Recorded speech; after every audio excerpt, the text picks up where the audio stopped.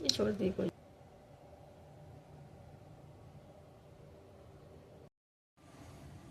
राधे राधे दोस्तों। निर्जला एकादशी साल की सभी एकादशियों में से बहुत कठिन एकादशी है। इस एक एकादशी को करने से वर्ष के सभी एकादशियों का फल प्राप्त होता है। 24 एकादशियों का फल प्राप्त होता है। जिस वर्ष में पुरुषोत्तम मास आती है उसमें 26 एकादशियां हो जाती है, तो 25 एकादशी का फल प्राप्त होता है। तो हम इसमें क्या क्या दान कर सकते हैं, कैसे व्रत कर सकते, क्योंकि इसमें दान का भी बहुत बड़ा महत्व होता है। निर्जला एकादशी के व्रत में दान का बहुत महत्व होता है, पारण का भी महत्व होता है। पारण के दिन दान किया जाता है। तो आइए आज हम जानते हैं कि पारण कैसे। तो हम जानते हैं कि दान कैसे करें, किन किन सामग्रियों को दान करें, कौन सी सामग्रियों को दान करने से भगवान पुरुषोत्तम भगवान विष्णु, भगवान कृष्ण प्रसन्न होते हैं। तो सबसे पहले हम भगवान कृष्ण को स्नान कराएंगे। अगर आपके घर में बाल गोपाल हो तो उन्हें स्नान कराइए, नहीं तो फोटो हो तो फोटो को ही स्नान कराइए ध्यान में रख के। तो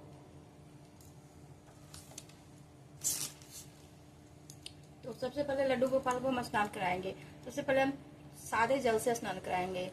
कृष्णाय वासुदेवाय हरे परमात्मने प्रणता कलेशनाशाय गोविंदाय नमः। कृष्णाय वासुदेवाय हरे परमात्मने प्रणता कलेशनाशाय गोविंदाय नमः। उसके बाद हम पंचामृत स्नान कराएंगे। सबसे पहले हम दधी स्नान कराएंगे। ओम कृष्णाय वासुदेवाय हरे परमात्मने प्रणता कलेशनाशाय गोविंदाय नमो नमः। ओम नमो भगवते वासुदेवाय। ओम नमो भगवते वासुदेवाय। ओम नमो भगवते वासुदेवाय। ओम नमो भगवते वासुदेवाय। ओम नमो भगवते वासुदेवाय। ओम नमो भगवते वासुदेवाय। ओम नमो भगवते वासुदेवाय। ओम नमो भगवते वासुदेवाय। ओम नमो भगवते वासुदेवाय। ओम नमो भगवते वासुदेवाय। ओम नमो भगवते वासुदेवाय। ओम नमो भगवते वासुदेवाय। ओम नमो भगवते वासुदेवाय। फिर हम सादे जल से इन्हें स्नान कराएंगे।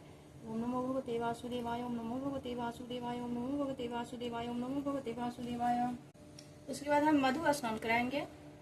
ओम नमो भगवते वासुदेवाय नमः। फिर हम सादे जल से स्नान कराएंगे प्रभु को। ओम नमो भगवते वासुदेवाय नमः। ओम नमो भगवते वासुदेवाय नमः।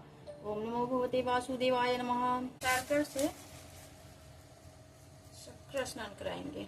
ओम नमो भगवते वासु। फिर सादे जल से स्नान कराएंगे। ओम नमो भगवते वासुदेवाय नमः। उसके बाद हम घी से स्नान कराएंगे। ओम नमो भगवते वासुदेवाय नमः। और फिर हम सादे जल से स्नान कराएंगे। ओम नमो भगवते वासुदेवाय नमः। उसके बाद हम चंदन स्नान कराएंगे। ओम गंधम समर्पयामि श्री कृष्ण भगवान जी नमः। ओम मस्तानम समर्पयामि श्री कृष्णाय वासुदेवाय हरे परमात्मने प्रणतः कलेशनाशाय गोविंदाय नमो नमः। हम प्रभु को फिर से थोड़े से सादे जल से अच्छे से स्नान करा देंगे। ओम नमो भगवते वासुदेवाय नमः। ओम नमो भगवते वासुदेवाय नमः। ओम नमो भगवते वासुदेवाय नमः। ओम नमो भगवते वासुदेवाय नमः। ओम नमो भगवते वासुदेवाय नमः।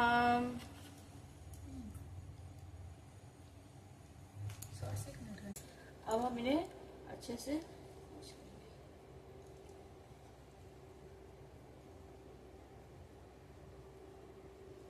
उनको आसन, फूल के आसन पर विराजमान करेंगे।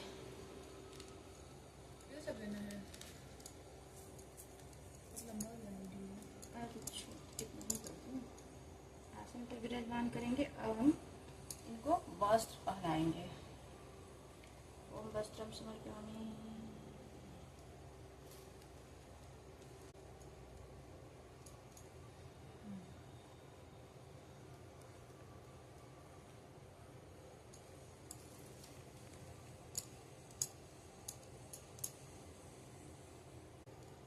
जय श्री हरि विष्णु।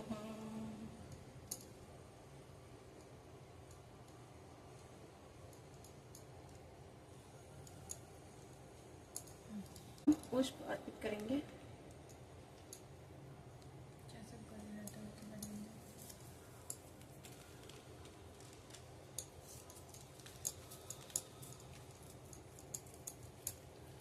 सबसे जरूरी बात, अगर तुलसी जी की मंजरी मिल जाए तो इससे बहुत पुण्य प्राप्त होता है। भगवान श्री हरि तुलसी जी के मंजरी से बहुत प्रसन्न होते हैं। तो हम तुलसी जी की मंजरी अर्पित करेंगे। हम प्रभु को चंदन लगाएंगे। चंदनम विलेपयामि।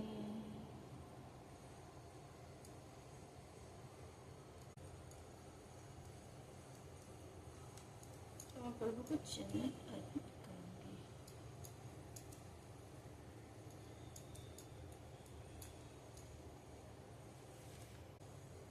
हम भगवान के आगे घी का दीपक जलाएंगे।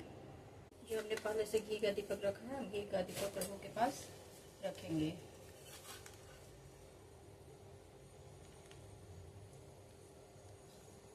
भगवान को तुलसी दल अर्पित करेंगे। हमने पहले से तुलसी की मंजरी तोड़ के रखी हुई है, फिर भगवान को हम अर्पित करेंगे।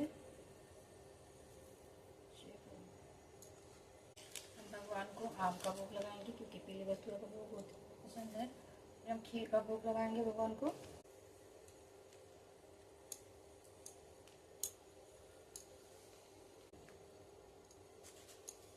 इसमें हम तुलसी के पत्र अर्पित करेंगे, क्योंकि बिना तुलसी के पत्र के भगवान भोग स्वीकार नहीं करते हैं।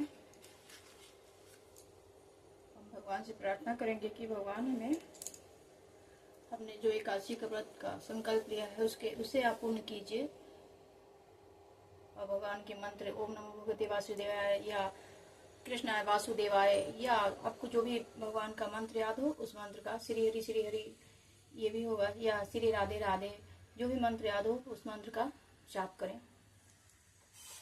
पारण के दिन सुबह सुबह बताया गाढ़ा सुबह किया जाता है। ये गाढ़ा, इस गाढ़े में मैं जल अर्पित करूंगी। पहले मैं इसमें जल डालती हूँ, इसमें जल डालूंगी। इसमें मीठे जल इसमें अर्पित किया जाता है, तो पहले से मीठे जल बनाकर रखा है इसमें। मीठे जल इसमें इसको उठा देंगे, तुम यहाँ से कर देना। उसके बाद हम इस पर स्वास्तिक बनाएंगे, घड़े पर स्वास्तिक बनाएंगे।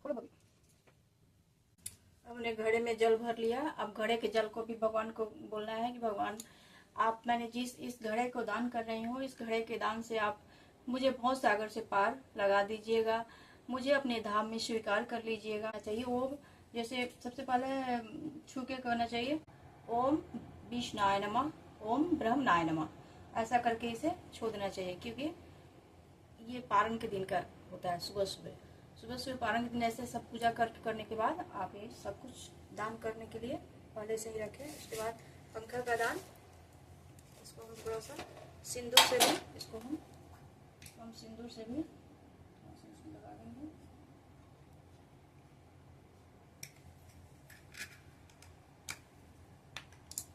पहले हम भगवान को फिर इत्र लगाएंगे।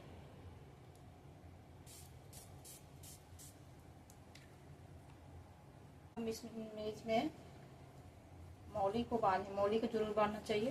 किसी भी घड़े में दान कर रहे हैं आप पूजा, किसी भी पूजन वाला घड़ा हो तो उसमें मौली को अवश्य बांधे। इसलिए यहाँ पर मैं मौली बांध दूंगी।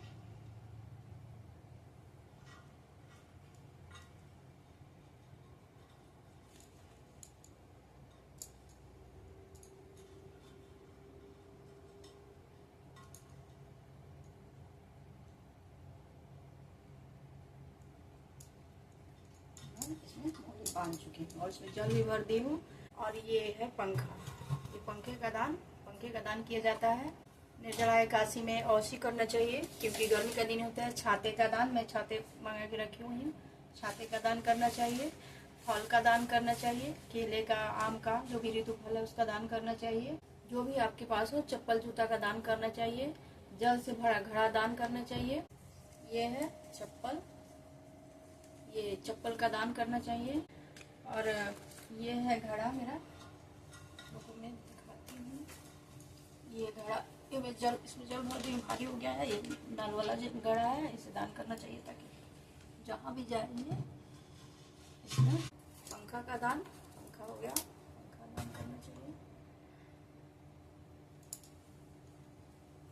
अब आता है दान, अन्न का दान।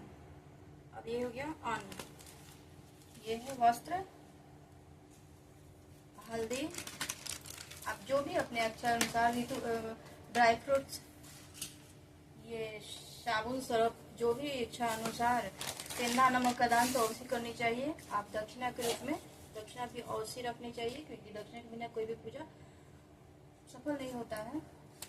दाल है, आलू, जो भी सब्जी आपके पास हो सब मिला के उसमें दान सामग्री में रखना चाहिए और दान करना चाहिए।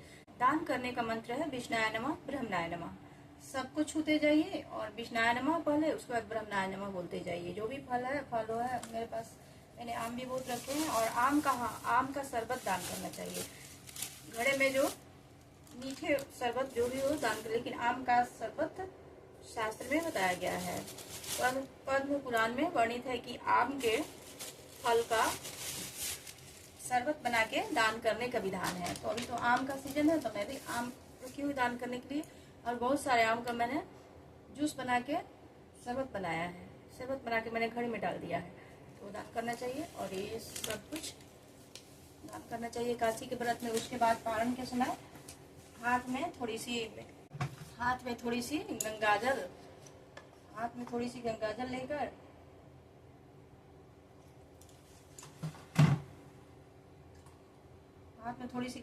तुलसी पत्र पहले से तोड़ कर रखे, क्योंकि एकादशी को तुलसी पत्र नहीं तोड़ा जाता है, द्वादशी को तुलसी में जल नहीं दिया जाता है। तो थोड़ी सी 3 बार लेकर थोड़ा तुलसी के पत्र लेकर हाथ में, और ओम नमो भगवते वासुदेवाय। हे भगवान, आपने मेरे व्रत को सफल किया, आप मेरे व्रत को पूर्ण किया, आप मेरे व्रत में जो भी त्रुटि हुई उसको क्षमा करके पूजा प्रार्थना स्वीकार करें। इस जल को 3 बार पीना है। ओम नमो भगवते वासुदेवाय, ओम नमो भगवते वासुदेवाय, ओम नमो भगवते वासुदेवाय। तुलसी जल और तुलसी पत्र डालकर और गंगा जल डालकर उसको 3 बार आचमन पीना है। उसके बाद पीने के बाद जो भी समय निर्धारित है एकादशी के पारण का, निर्जला एकादशी का पारण शुक्रवार को सुबह 5:25 से 8:13 के बीच है। इसी बीच पारण करना शुभ रहेगा, तभी व्रत का पूर्ण फल मिलेगा। तो सबसे पहले इस सब पूजन करने के बाद सारी सामग्री का दान करके, उसके बाद जल ग्रहण करके, तुलसी गंगा जल ग्रहण करके, अगर पंडित जी पास में हो तो बुलाकर पूरा दान उनको देके, पूरा दान पंडित जी को देके, पंडित जी को खिलाकर, और उसके बाद पारण करना चाहिए। अगर पास में पंडित जी नहीं हो तो इस सारी सामग्रियों को दान करने के बाद पारण कर लें, और उसके बाद पंडित जी को बुला के दे दें। या मंदिर आसपास हो तो सबसे पहले दान करने के बाद मंदिर जाकर पूरा दान सामग्री दे दें और फिर पारण करें, क्योंकि इसमें ब्राह्मण को संतुष्ट करना भी बहुत मायने रखता है। इस व्रत में ब्राह्मण संतुष्ट हो गए तो विष्णु भगवान भी संतुष्ट हो जाते हैं। इसकी कथा में ही वर्णित है कि ब्राह्मण को संतुष्ट करने के बाद ही विष्णु भगवान संतुष्ट होकर व्रत का पूर्ण फल प्राप्त करते हैं, अपने धाम में स्थान देते हैं। सारे पापों का नाश करने वाली ये भीमसेन एकादशी, रुक्मिणी एकादशी, निर्जला एकादशी, जितना भी बड़ा से बड़ा पाप है, पहाड़ के बराबर भी पाप है, इस व्रत को करने से वो पाप नष्ट हो जाते हैं और मनुष्य को वैकुंठ धाम की प्राप्ति होती है, प्रभु अपने शरण में लेते हैं, ऐसा शास्त्र में वर्णित है। जो पारण के लिए समय निर्धारित है उसी समय में पारण करें। एक बार फिर से पारण का समय मैं बता देती हूँ। 26 जून 2026 शुक्रवार को सुबह 5:25 से 8:13 के बीच किया जाएगा। द्वादशी तिथि के समाप्त होने से पहले इस शुभ तिथि अवधि में व्रत का समापन करना उत्तम माना जाता है। निर्जला एकादशी भगवान विष्णु को समर्पित एक ऐसा व्रत है जिसे धर्म शास्त्रों में सबसे अधिक पुण्यदायी माना जाता है। इसे पांडव एकादशी, भीमसेन एकादशी के नाम से भी जाना जाता है। निर्जला एकादशी बहुत खास मानी जाती है क्योंकि इस पावन दिन कर्क राशि में बुध और शुक्र की युति से लक्ष्मी नारायण राजयोग का निर्माण हो रहा है।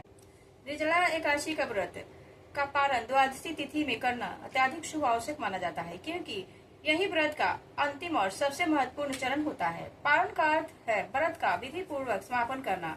शास्त्रों के अनुसार यदि समय पर द्वादशी तिथि के भीतर पारण नहीं किया जाए तो व्रत अधूरा माना जाता है और इसका पूर्ण फल नहीं प्राप्त होता है। ऐसा विश्वास है कि उचित समय पर पालन करने से प्रति को व्रत का पूर्ण फल प्राप्त होता है, आध्यात्मिक लाभ और भगवान विष्णु का आशीर्वाद प्राप्त होता है।